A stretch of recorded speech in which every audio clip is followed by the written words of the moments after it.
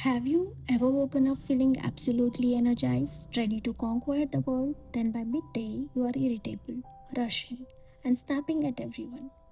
And by evening, all you want to do is scroll mindlessly or just sleep, feeling heavy and unmotivated. If that sounds like a typical day or even a typical week, then you are experiencing the ancient science of gunas. And understanding them isn't just a philosophy, it's a practical roadmap to understanding why you do what you do and how to consciously shift your state. The Bhagavad Gita, this incredible scripture, tells us that everything in the material world, including our minds and bodies, is made up of three fundamental qualities or gunas. The word guna literally means thread or a rope. Imagine you're a puppet and these three threads are constantly pulling you in a different directions. When we understand these threads, we start to see the pattern in our own behavior, in our relationships, and even in the world around us. Let's break them down. First, we have sattva. Think of sattva as the white thread. It represents purity, clarity, peace, wisdom, and genuine happiness. When sattva is dominant, you feel calm, clear headed, and you can focus. You're genuinely joyful and act with kindness and compassion. You are in the flow, your mind is peaceful, and decisions feel easy and right. You're motivated to do good, to learn, and to grow. Sattvic qualities lead to liberation and understanding. Next, we have Rajas. This is the red thread, the thread of passion, activity, ambition, and desire. We have Rajas. Rajas is strong. You feel driven, energetic, intense, and you want to do things. You are ambitious, you work hard, and you strive for success. Rajas is essential for creation, for progress, for achieving goals. But if it becomes too dominant, it can lead to restlessness, anxiety, greed, stress, and a constant craving for more. You're always chasing, always pushing, and peace feels elusive. And finally, we have Tamas. This is the black thread, the qualities of darkness, inertia, ignorance, and delusion. When tamas is dominant, you feel heavy, dull, lazy, sleepy, and unmotivated. Your mind might be foggy, you procrastinate, and you might even feel depressed or lethargic.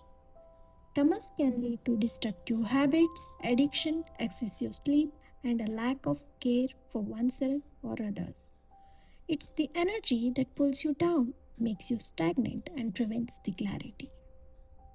Now you might be thinking, okay, this makes sense, but how do I see this in action?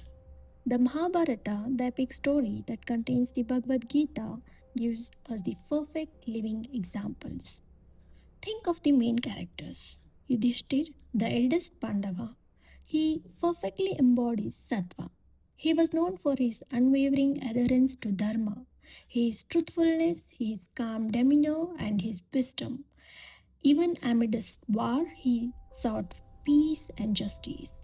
He represented clarity and dharma.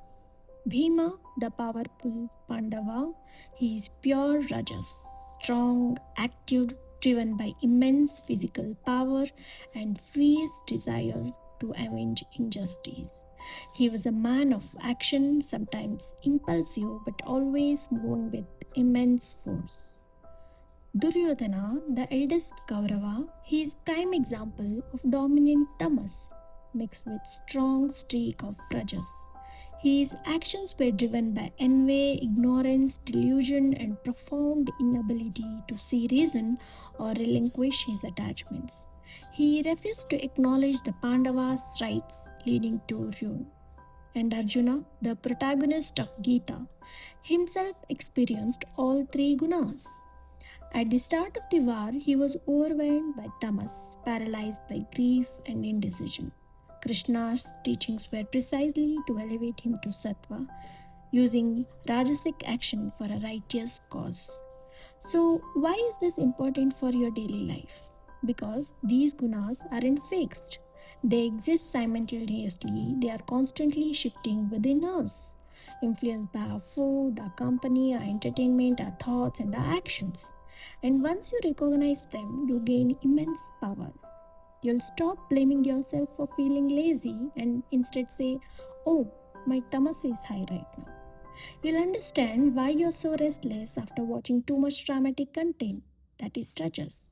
And you'll learn how to cultivate more moments of peace and clarity, that is sattva, the ultimate goal.